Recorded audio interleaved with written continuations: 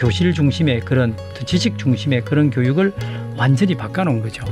즉, 그 교수님 표현에 따르면 아이들을 양계장의 닭이 아닌 네. 토종닭 같이 키우는 것, 그게 생태 유아 교육이라고 이런 이제 선언을 내면서 우리나라 유아 교육의 근본적인 패러다임의 전환을 가져온 그런 분이죠. 2010년도에 이제 그냥 유치원 협회에서 한국 숲 유치원 협회를 만들었어요. 네. 그래서 이 한국형 숲 유치원 모델을 제시하는데 주로 이제 숲 유치원이 독일 같은 데서는 굉장히 인기가 있었는데 이 밀집된 아파트나 콘크리트 건물에 갇힌 양계닭 같은 애들을 숲으로 데리고 갔어. 숲으로. 예, 자연 치유, 토종닭처럼 토종닭처럼. 건강하게 치우자. 예, 지금 그분은 그런 말을 양계닭, 토종닭 이야기를 많이 해요. 그런 소망을 이제 현실화해서 지금 전국에 17개 시도에 지회가 있고요. 수백 개 유치원이 유아숲 체험원이 조성돼 있고, 예, 그래서 아마 한 10여 년 전에는 산림청으로부터 예, 훈장도 예, 받았고요. 자, 김해창의 기후인사이트 경성대 환경공학과 김해창 교수와 함께합니다. 교수님 어서 오세요. 네, 안녕하세요. 네, 교수님 반갑습니다. 오늘은 어떤 얘기를 좀 나눠볼까요? 그 전에 오늘은 또 책이 한 권 놓여져 있습니다. 네, 네. 임재택 평전. 네, 부제가 네. 아이 행복 세상을 위한 혁명. 아이 행복. 예, 아이들의 행복에 대해서 좀 다루시는 건가 봐요. 네, 그러면서 네. 자연과 관련해서 자연과 함께. 예, 이 유아 교육의 코페르니쿠스라고 할 정도로 이 지금 저자가 붙인 건데, 예, 임재택 부산대 명예 교수시죠. 지금 70대 후반의 교수의 평전인데, 네. 예, 우리나라 유아 교육이 이 생태 유아 교육으로 예, 바뀌는 혁명을 일으킨 이런 한 교육자의 이야기고요. 이분의 교육 철학이 또 아이를 키우는 방법이 지금 기후 위기 시대에 네. 사는 우리에게 주는 메시지가 굉장히 커서 함께 나누려 하는데, 이 책은 전 국제신문 부국장 논설위원을 지내고 지금은 인저리 타임 대표로 있는 예, 조성현 대표가 한 1년 이상 시간을 1년 걸려서 동안. 네, 정리를 하고 인터뷰를 하고 해서 정리한 그 책입니다. 네. 임재택 교수님 이 시간에도 몇 차례 저희가 모신 적이 있거든요. 네. 그런데 이렇게 훌륭한 분이신지는 몰랐습니다. 유아 교육의 코페르니쿠스라. 먼저 임 교수님에 대한 소개를 좀 부탁드리겠습니다. 개인적인 뭐 교분도 있으시다고요? 네, 네. 저는 뭐 임 교수님을 저도 참 뭐 한 30년 정도 30년씩이나 이상이 됩니다. 예. 그런데 이제 그 뭐 평전의 내용에 따르면 이 생애 취업안 간단하게 보면 임재택 이 교수님이 1949년생이죠.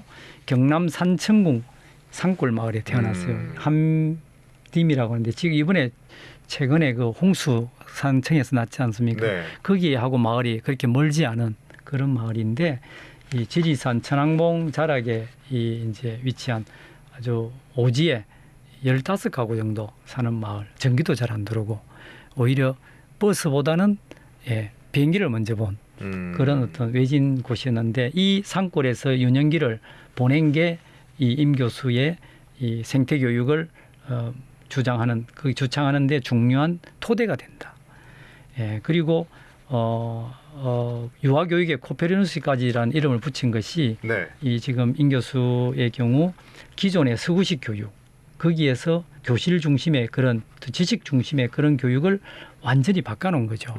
즉, 그 교수님 표현에 따르면 아이들을 양계장의 닭이 아닌 네. 토종닭 같이 키우는 것, 그게 생태 유아 교육이라고 이런 이제 선언을 내면서 우리나라 유아 교육의 근본적인 패러다임의 전환을 가져온 그런 분이죠. 네. 케이지에 가둬놓고 밤새 불을 켜둔 채 안락기를 강요하는, 어떻게 보면 우리 학교 교육이 양계장과 좀 닮아 있다라는 생각을 분명히 하게 됩니다. 양계장이 아니라 마당에 풀어놓고 마음껏 뛰어노는 토종닭처럼 키워라. 아주 직관적인 비유라서 깊게 와닿는데, 이런 비유 역시 어린 시절 경험과 무관치 않을 것 같아요. 네. 어떻습니까? 이분의 삶이 또 조명해야 될 것 같아요. 예, 이 책 서두에 보면 어린 시절에 대한 회상이 많은데, 네. 집 앞 마당에 큰 감나무가 있었는데, 감나무. 예, 그 감나무 위에 트리 하우스라 그래서 네. 흔히 막 큰 반대기라 할까요? 그걸 이제 감나무 가지 위에다가 이걸 줄기에다가 만들어 집을 만들어 놓은 거죠.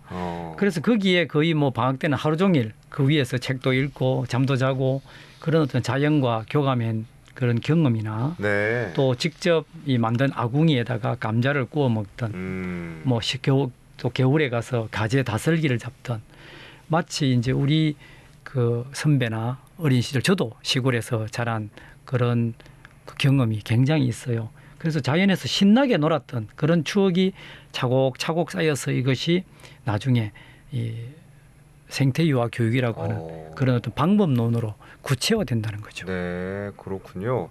근데 이런 깡촌 마을의 꼬마가 서울대학교에 진학해서 대학 교수가 돼요. 네. 사실 이 과정만 보면 힘들었을 것 같은데라는 생각이 드는데 어떻습니까?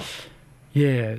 사실은 이제 초등학교 시절에 예. 학교까지 거리가 왕복 30리 길. 30리? 예. 그중에 10리는 나룻배로 이동하고 그랬다고 그래요. 배 타고 간다고요, 학교를? 네, 배도 타고 또 20리는 걸어가고 야. 매일 12km를 왕복을 하는데 초등학생이 초등학생이 예. 그런데 이제 이 정말 인생의 스승을 만나는 거예요. 스승 누구요?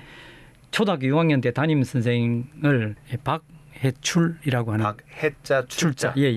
그 담임 선생님이라고 네. 책에도 적혀 있는데 이제 임재택 그 학생이 이제 초등학생인데 공부를 잘하니까 촌이지만 중학교를 보내야 되는데 그때는 보통 또 농사도 많이 짓고 그게 하지만 예, 당시에 산청에서는 이제 명문이 진주중학교, 진주고등학교잖아요. 네.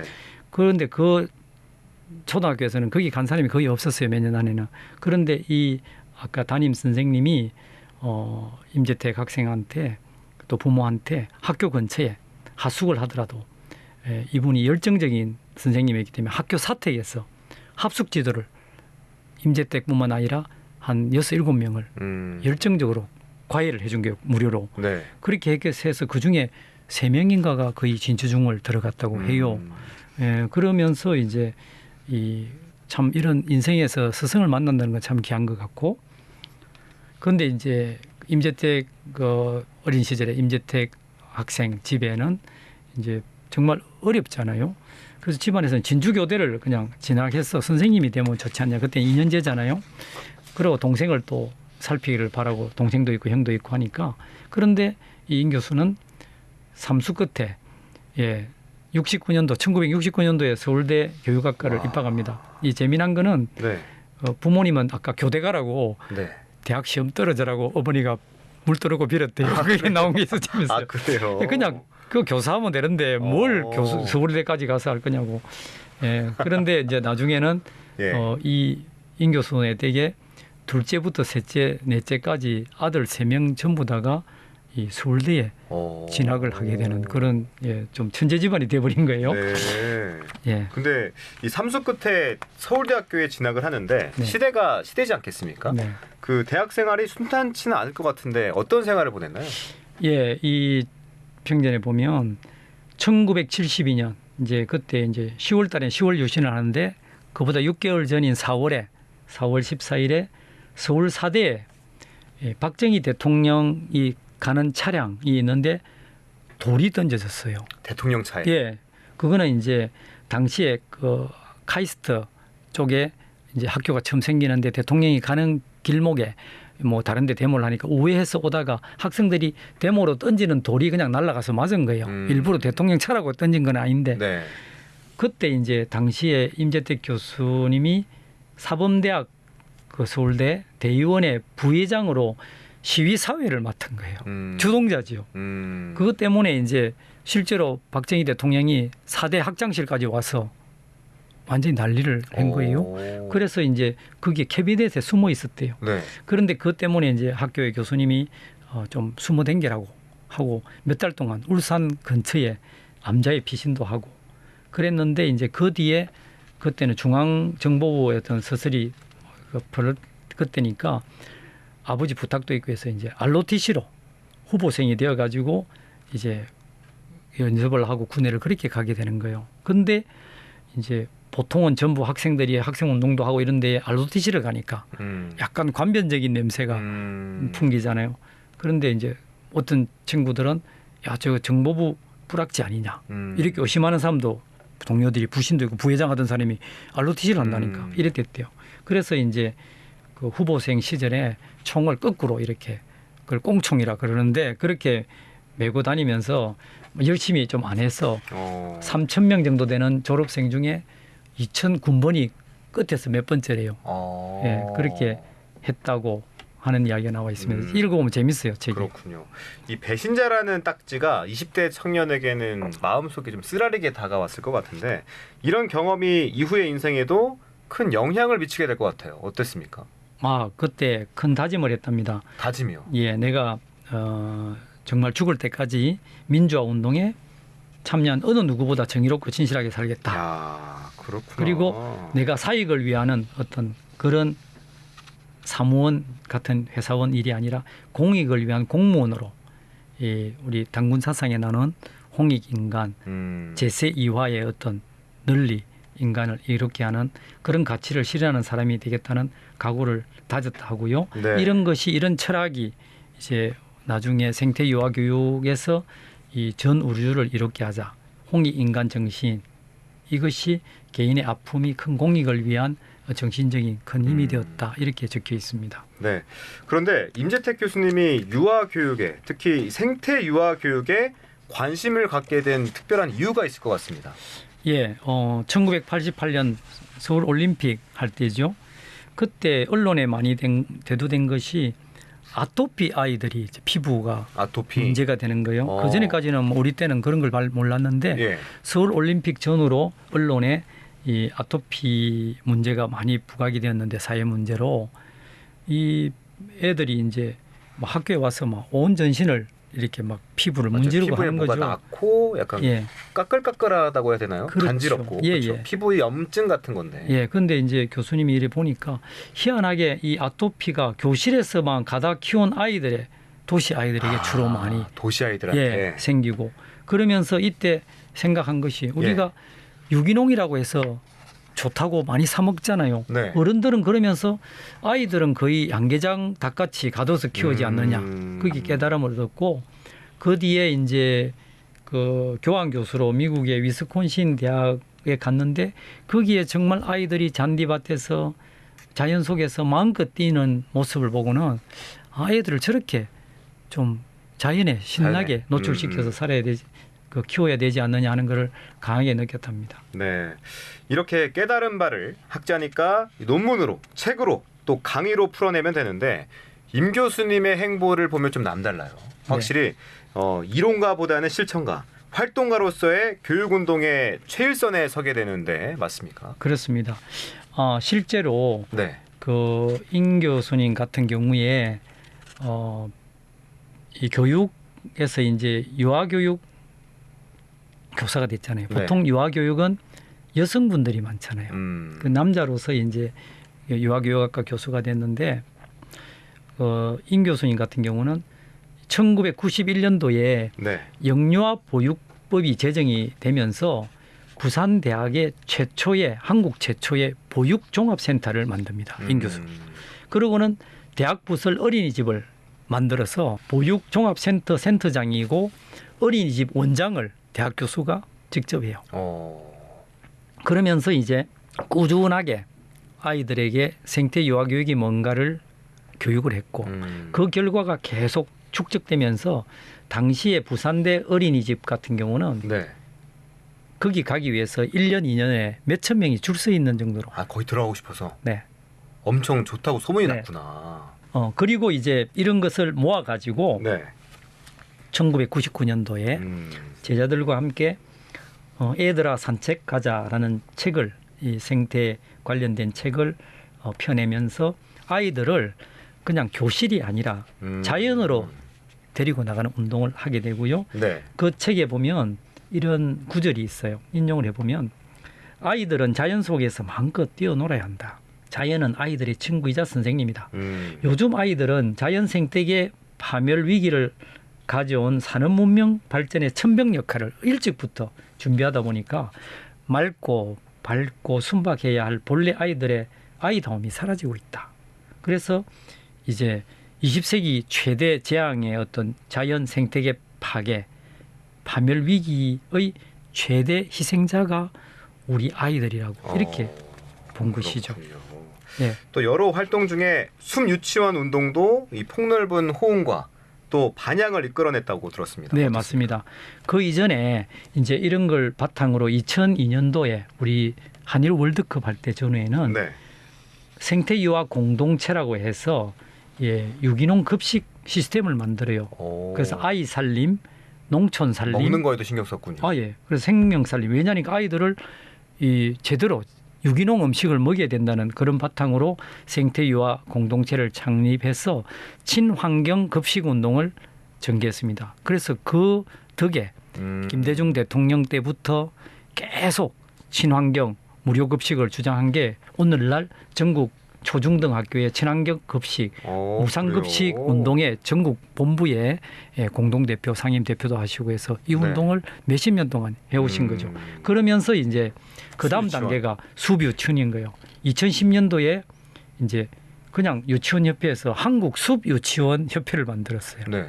그래서 이 한국형 숲유치원 모델을 제시하는데 주로 이제 숲유치원이 독일 같은 데서는 굉장히 인기가 있었는데 이 밀집된 아파트나 콘크리트 건물에 갇힌 양계딱 같은 애들을 숲으로 데리고 갔어. 숲으로. 예, 자연 치유, 토종 땅처럼 토종땅처럼. 건강하게 치우자. 예, 지금 그분은 그런 말을 양계딱, 토종 땅 이야기를 많이 해요. 그런 소망을 이제 현실화해서 지금 전국에 17개 시도에 지회가 있고요. 수백 개 유치원이 유아숲 체험원이 조성돼 있고, 그래서 아마 한 10여 년 전에는 산림청으로부터 훈장도 받았고요. 그게 전부 앞서 이야기한 어릴 적 그 감나무, 트리하우스 이런 생활했던 그런 것이 숲 유치원에 적용이 된 거 아닌가 이렇게 볼 수 있습니다. 네, 이런 활동이 정부 교육 과정에도 반영이 됐다고 하는데 어떤 얘기입니까 이게? 우리 같으면 초중등학교가 교과서가 있지 않습니까? 네.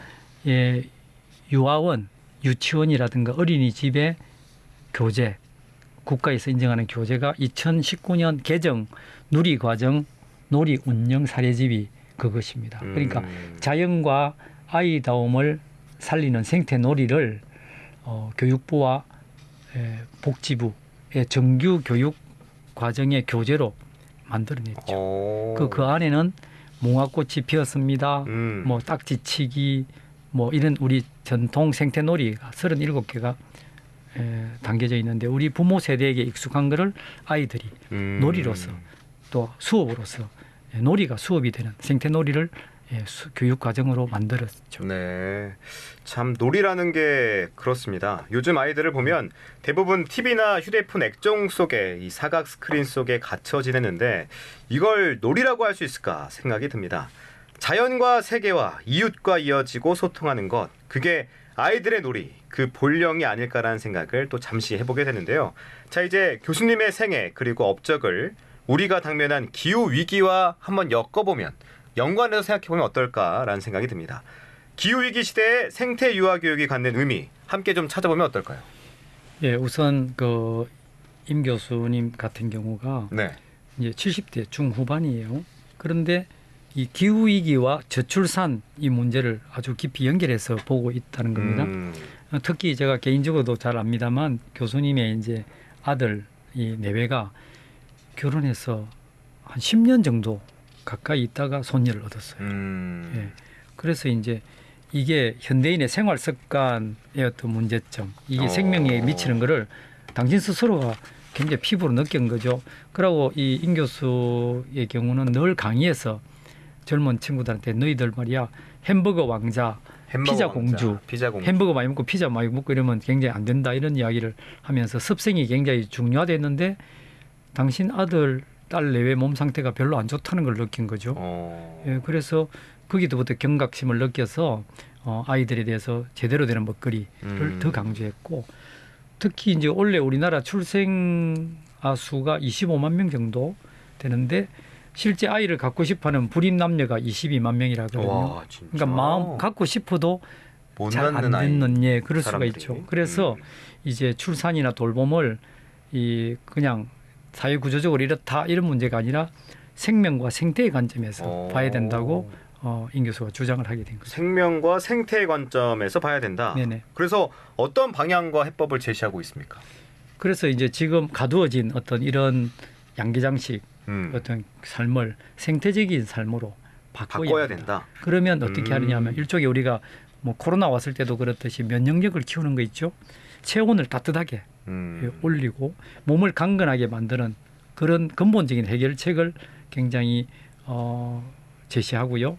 최근에는 이제 시민들이 쉽게 이해할 수 있도록 부모 세대도 이야기를 하는데 무병장수 생태 유아 교육이라 해서 정말 아이부터 뭐 무덤에서 요란까지 하듯이 나이가 들었어도 가족이 할아버지 할머니까지도 다 건강한 그런 어떤 아이를 중심으로 온 가족이 건강하게 살아가는 방법에 대한 연구를 많이 하고 그걸 또 제시하고 있습니다. 그렇군요.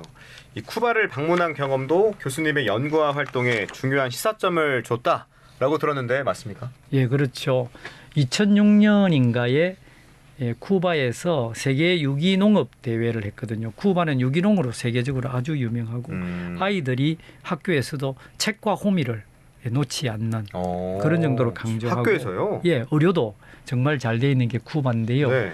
그때 이제 이 임 교수님이 고 박재일 한살림 회장 그분하고 같이 이제 쿠바를 방문했어요. 그래서 굉장히 인상이 깊었다고 했는데 당시 쿠바가 1990년대에 소련이 지원을 중단하고 또 그렇게 해서 도시 농업을 통해서 식량 자급률을 40% 있던 걸 110%로 높였거든요. 쿠바가 위기에서. 그리고는 화학, 비료, 농약 쓰던 것 대신에 천적을 이용한 자연 농법을 개발하고 또 식단도 육류 중심에서 채식 위주로 식단 자체를 아주 바꾸면서 그렇구나. 쿠바의 병원 환자가 30% 가까이 줄어들었다는 것을 네. 교수님이 알고 새들도 행복해야 하는 나라 쿠바라고 그렇게 표현을 하던데 기후 위기 시대에 이 쿠바가 지속 가능한 사회의 모델로 참조할 수 있다고 하면서 유기농이라든가 아이들 식단 문제에 굉장히 마음을 많이 썼었죠. 알겠습니다. 이제 마무리를 좀 해야 될 텐데 어떤 개인에 대한 평전이라는 게 예사롭지 않잖아요. 임재택이라는 인물 그리고 그 삶이 우리 시대에 주는 메시지를 좀 꼽아본다면 어떻게 뽑을 수 있을까요? 네, 흔히 저도 이제 뭐 평전이라면 뭐 예를 들어서 뭐 대동 평전이라든가 뭐 이런 어떤 위인전 분위기 같은 느낌이 있었는데 그렇죠. 원래는 이 조성년 그 인저리타임 대표가 지금 아직 뭐 살아 계시니까 하면서도 이렇게 평전이라 이름 붙인 거는 그 삶을 제대로 꼼꼼하게 객관적으로 기록한다는 거죠. 그 임재택 교수 같은 경우는 삶 자체가 한마디에 지행합일이 있다. 즉 생각하는 거하고 실천하는 것이 맞고 특히 우리나라가 굉장히 이론이 영양학적으로 아이들에게 무조건 골고루 단백질 뭐 위주의 뭔가를 이런 어떤 식단 이야기 중심으로 아이를 가리킨다면 생명력을 가진 자연 어떤 유기농에 대한 이야기를 많이 하면서 단순한 연구자라든가 이론가를 넘어서 실천가 어린이집 원장도 했고 네. 친환경 급식 하면서 실제로 우리 같으면 생협을 운영을 하고 지금도 하고 있고 숲 유치원을 만들고 이렇게 하면서 이것이 이제 어릴 때 자란 어떤 시골의 그 느낌이 생태 유아 교육의 창의적 발상 그리고 실천의 원동력 이게 됐는데 가장 큰 것이 뭐 루소도 그렇게 이야기하지만 자연으로 돌아가라. 아이를 크게 키우려면 자연에서 놀게 해야 된다. 이것이 가장 큰 메시지인데 우리는 지금 도시에서는 그런 걸 못하고 있잖아요. 그렇죠. 그래서 이제 미국의 사상가 에머슨 자연주의자 사상가가 말한 어떤 성공의 정의 뭐냐? 자신이 태어나기 전보다 세상을 조금이라도 살기 좋은 것으로 만들어 놓고 떠나는 것. 이걸 실천하고 있는 부이다 이거죠. 그래서 그 조성현 대표가 1년 이상 추적하면서 여러 자료를 갖고 굳이 평전이라고 해서 이름을 내게 됐다. 이렇게 이야기합니다. 네, 조금만 범위를 넓혀서 기후위기 시대에 우리 교육이 나아가야 할 방향에 대해서도 함께 좀 고민하면 좋을 것 같습니다, 교수님. 네, 그 지금 우리가 요즘에 뭐 4세 고시, 7세 고시 아이들에게 맞아요. 아이들에게 그냥 놀게끔 하고 창의성을 키워야 되는데 부모의 바람이 아이들에게 그냥 욕구가 투사돼 있는 거잖아요. 그리고 기후 위기는 단순하게 환경 문제가 아니라 과학 기술 문제가 아니라 우리 삶을 지구와 어떻게 연결하고 하냐, 삶의 태도를 바꿔야 되는 문제잖아요. 맞습니다. 그런데 이 임재택 교수님의 생태 유아 교육은 인간과 자연을 하나로 연결하는 그게 굉장히 중요한 거죠. 교육이 분절된 것이 아니라 통합됐고 어릴 때부터 자연과 교감하고 그리고 숨 유치원을 통해서도 만나고 고구마, 감자 직접 캐기도 해보고 심기도 하고 이런 것이 굉장히 중요하다. 그래서 기후 위기에 맞서려고 하면 근본적인 변화가 필요한 거죠. 그래서 이 근본적인 변화는 교육에서부터 돼야 되는데 교육은 마인드에서부터 시작하는 거죠. 어떻게 아이를 교육시키고 아이를 어떻게 보느냐가 굉장히 중요하죠.